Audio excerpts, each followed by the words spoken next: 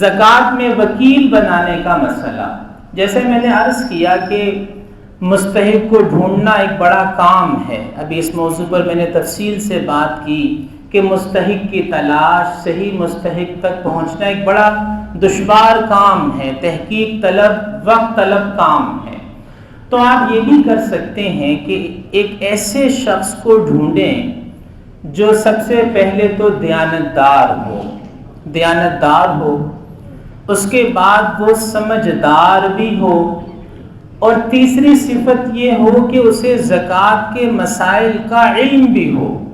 ایسے دیانتدار، سمجھدار اور صاحب علم شخص کا انتخاب کر کے آپ اسے زکوٰۃ کا وکیل بھی بنا سکتے ہیں۔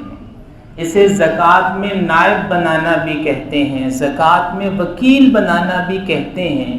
تو اگر کسی کو یہ لگے کہ میرے لیے مستحق کو تلاش کرنا، اس کی تحقیق کرنا مشکل ہے، تو کسی دیانتدار کہ جو مالی معاملات میں بددیانتی نہ کرے، اور سمجھدار، کسی بے وقوف کے حوالے نہ کریں جو خود بھی ڈوبے اور آپ کے پیسے بھی ڈبو دے، اور تیسرا وہ صاحب علم ہو، ایسا نہ ہو کہ اس کو خود بھی زکوٰۃ کے مسائل کا علم ہی نہ ہو۔